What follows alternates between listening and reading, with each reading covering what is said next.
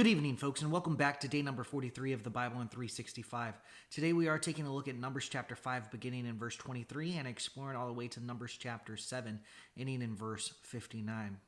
Y'all know the drill. Let's go ahead and get started.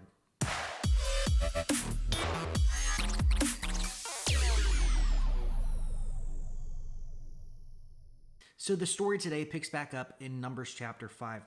Within this chapter, essentially, it is focusing on the purity of the camp, restitution of wrongs, and then the test for an unfaithful wife. We began talking yesterday of this test where a man believes that his wife has been unfaithful, so he brings her before the priest, and the priest goes through this ritual which essentially will bring a curse upon the woman if she has been unfaithful.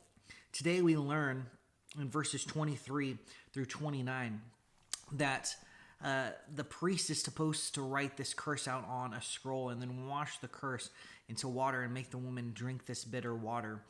When she drinks this water or this concoction, if she has been unfaithful, it will cause her to miscarry.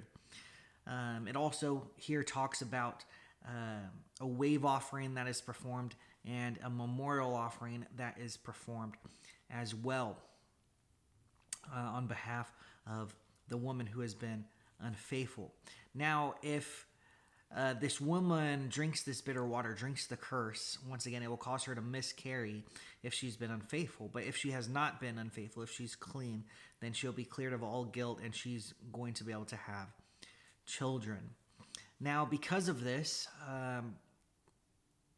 this law that is in place, a woman could be accused of infidelity, and a man can present his wife before a priest, and he will be cleared and innocent of wrongdoing, and the woman will bear the consequences of her sin. So the husband's not responsible for his wife's sin. Moving forward to Numbers chapter 6. Numbers chapter 6 is a very interesting chapter because it talks about the Nazirite vow. And essentially, if the Israelites are willing, they can make this special Nazirite vow, but they have to refrain from drinking wine and other types of fermented drinks, so like beer, any type of alcohol. They can't consume vinegar, and then any other thing that has been fermented as well. They can't eat grapes, raisins, they can't drink grape juice when they're underneath this Nazirite vow. And they can't consume anything from the grapevine. So not the grapes, not the seeds, not the grape skins, nothing. Grapes are 100% forbidden under a Nazirite vow. Now, essentially, during this time that someone has this Nazirite vow, they can't shave their head or their face. So no razor must touch their skin because they're supposed to be dedicated to God, and so their hair cannot be cut. Another part of this Nazirite vow is they can't go near dead bodies, even if the body is that of their mother or their father, their sister, or their brother. So even relatives, they can't go close to a dead body because it's unclean. And they are not to be ceremonially unclean because the mark of their dedication to the Lord is upon their head. Now, if a person were to just like suddenly die in their presence, then the Nazirite is supposed to go under a special process where they go through this ritual of cleansing, and on the 7th day they do have to shave their head, and on the 8th day they could bring 2 young pigeons and 2 doves to the priest, and they will be offered up as a sin offering and a burnt offering, and then this atonement will be made on their behalf, essentially for their sin of being next to a dead body, and then they will have to rededicate themselves to God and bring a 1-year-old male lamb as a guilt offering. So it's a really big deal for them to be around the dead, even if someone just like suddenly dies. It's not their fault. And so this is all about the purity and presenting oneself as pure before the Lord. Now, towards the end of the chapter, it talks about when the Nazarite vow is over, how a person can bring an offering to God, which consists of a male lamb and a ram. They also have to bring grain, drink, and bread. And so essentially, the priest presents all of this to God, and a burnt offering is made, and a sin offering as well. And then, right then, the Nazarite will shave off their head as a symbol of their dedication. The hair symbolized the dedication, and so now they're shaving that off. And it's supposed to go into a sacrificial fire, so their hair is sacrificed.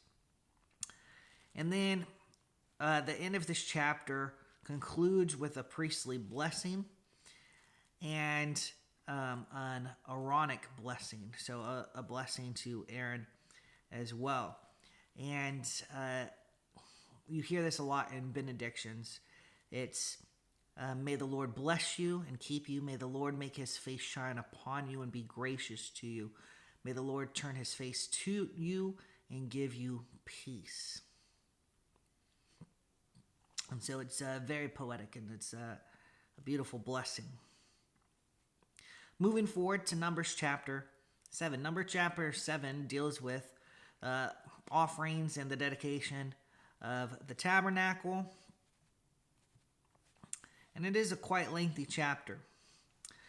Here, the most important thing to note is that essentially it's detailing the proper protocols or rules to follow when you are at the tabernacle. And so it gives insight into the leaders, the tribes, and in particular how the Levites operate.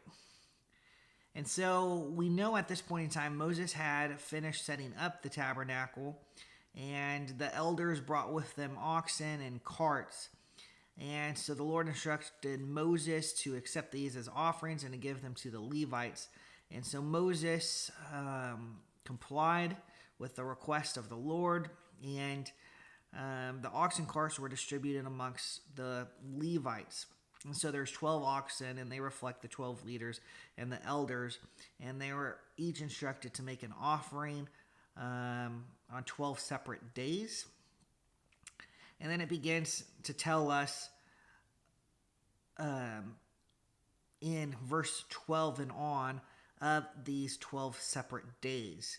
So there was 12 leaders, 12 tribes, and over the course of the next 12 days, each person comes and makes a sacrifice. So, or an offering. This deals with silver, oil, goats, other animals were presented. And each of them is unique to the background of the people who was making the offering. And so this, because of that, it is an appropriate offering. And there's no violation of the protocols or the rules that the Lord asks of them when they bring these offerings. And so we see each day there is, a leader that brings an offering. And so it goes through Nahshon, it goes through Nathaniel, Eliab, Eliezer, Shelumiel, Elisaph, Elishama, and Gamaliel. And it's at the end of Gamaliel's that we ended our reading for today. And so with each one of these, it's about a paragraph detailing what they brought. So I'd encourage you to take the time and just look at how each one of these offerings is unique to the individual that brought it on that particular day. Tomorrow we will pick up with the 9th day of these offerings as we take a look at Numbers chapter 7, picking up in verse 60 and exploring all the way to Numbers chapter 10, ending in verse 10. All right, folks, as always, God bless.